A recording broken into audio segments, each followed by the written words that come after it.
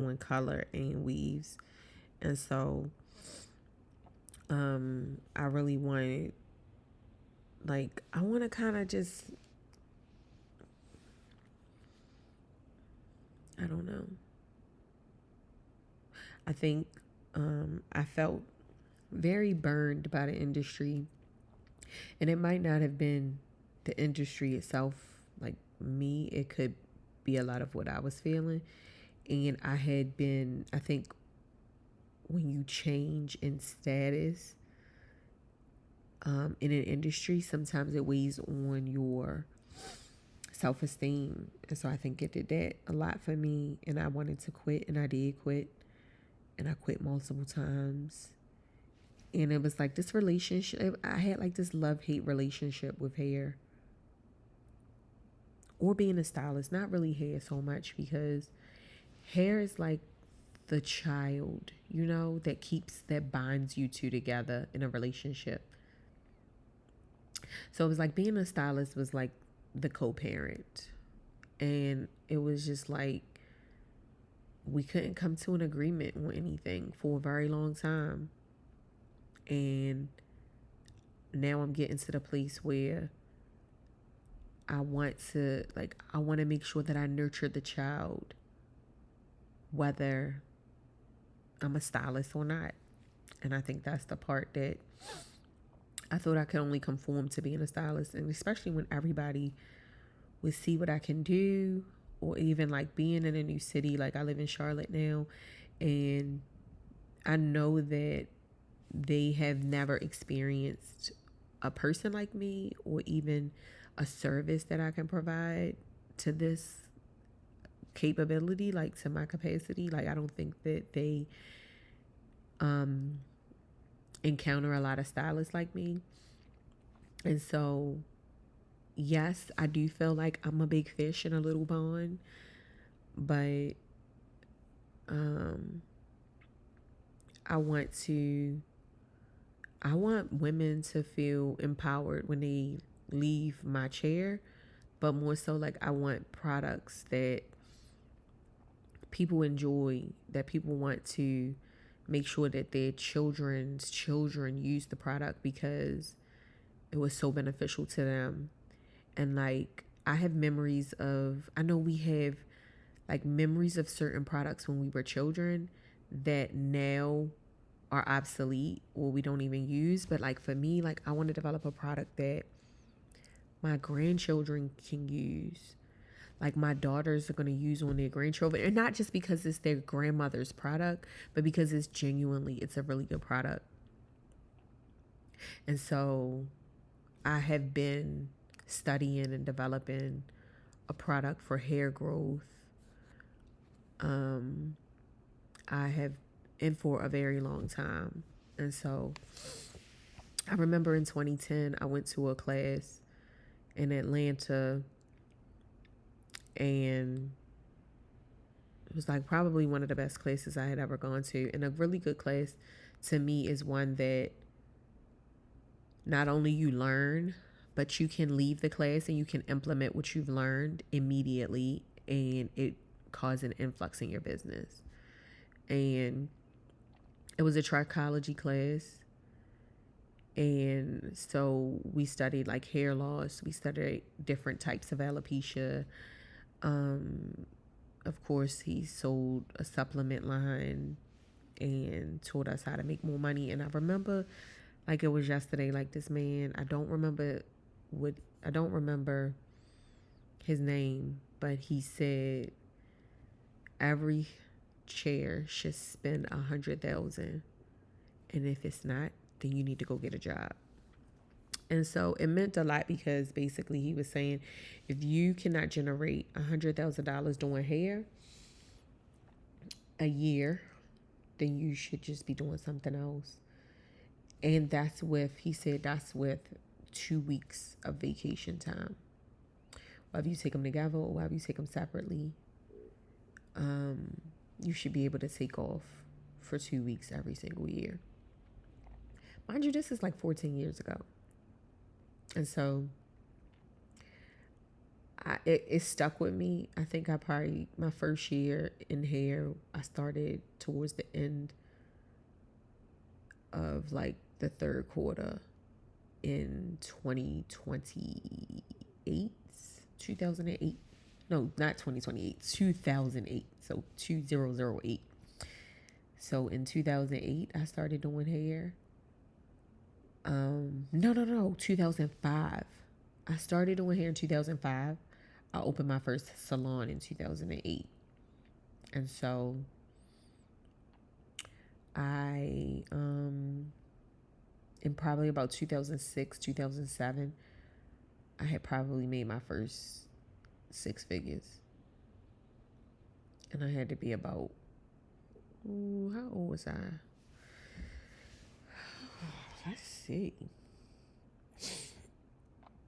How old was I? What year was that? 20, let's just say 2007. I probably made my first 100,000. So I was like 24. So like 24, I've been making six figures since I was 24 years old. And I never really even realized it. I think now, like we weren't tracking money, we weren't tracking sales. I do know, what slow days looked like. I remember starting out like sitting in a hair salon that got a lot of walk-ins, and I remember my first goal was to like make $75 a day, and then it was to make $75 a client. Like that was my goal, like personal. I wanted to make $75 a day, and then I wanted to make $75 a client. And it's probably like, I know now people look at it like a low goal, but when you look at like hourly, like what people make right now, some people not even really making that right now at work, like at a job. And I think in having these conversations, it's gonna put it. I wanted to put. Well, it has been pushing me because I've been like contemplating stuff. But these conversations have pushed me, and these are conversations that I'm having with myself that I feel like I want to share now. I think I think just with social media, period, we want to share the high moments and the great moments, and nobody talks about the low moments. And yeah, we talk about them, but a lot of times, like I said in my book, we talk about the low moments when we've already overcome, when we were already on the other side of it. And so we don't talk about it while we in it. And right now, I'm in it. So I'm starting back from zero, and I'm coming back into the beauty industry, and I'm coming back into becoming a stylist as an adult. And it's hard and it's different because I'm used to being a trendsetter, and I'm used to being above. I'm used to being a lender and not a borrower. And I'm used to growing very quickly in my businesses. Anything that I've done, like I've reached heights very quickly financially. Even when I was in sales, like even when I had jobs, I would sell. And so I don't know what took that from me.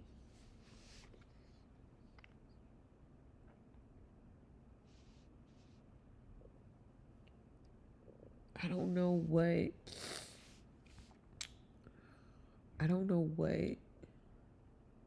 allowed me to stay down so long.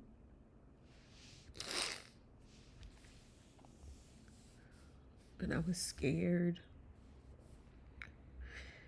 And I was like, what is people gonna say about me? I don't know how to start over. I don't know how to fix relationships.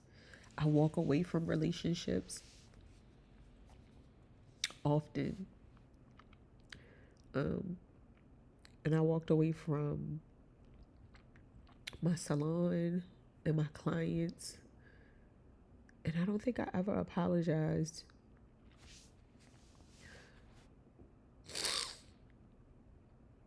I had been diagnosed with bipolar disorder, and months after that, I was overwhelmed. I was running about like 3 or 4 businesses, and the guy I was dealing with at the time was helping financially. I was trying to get out of that relationship because he was about to turn himself in, and I was entering back into a relationship with my daughter's father. Um, and so I was going through a lot. And so at around the same time, within like a 6 month time period, I kind of pushed everything off and just let go of everything at the same time. So I exited one relationship, tried to make another relationship work, dealing with mental health issues, closed my salon, stopped doing hair, stopped selling products. And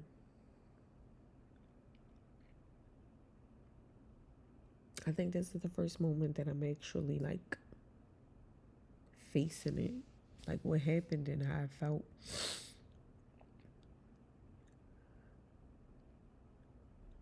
I think I was overwhelmed with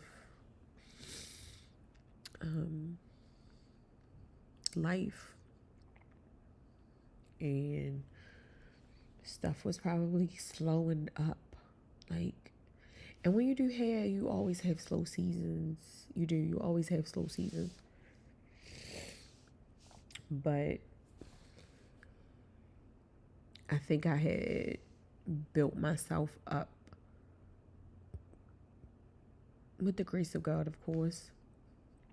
I had been put on this big mantle. I had this beautiful salon.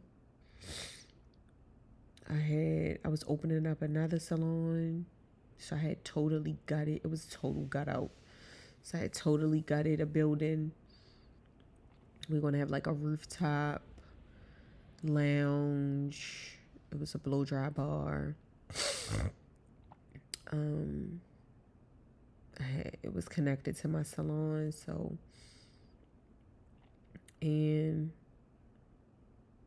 I was a mismanager of money. Of like, I just like did not know how to, like, so like now this craze with like 6 figure jobs and positions and earnings, and like I had experienced it very young. I was in my 20s. I was 24 doing 6 figures. I think once I hit like 30, maybe before then, I just wasn't a good tracker of money. Well, it had to be definitely before then, but doing 5 figure months, I was in my 20s doing it. And so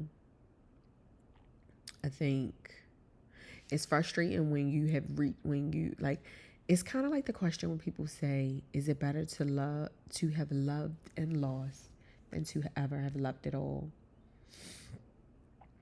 And I think the answer for me would be to have never loved at all. Because when you love and you lose, like even with like reaching high heights and then coming, getting knocked down and then having to get back up again, the hardest part is experiencing all of that and then wanting it again.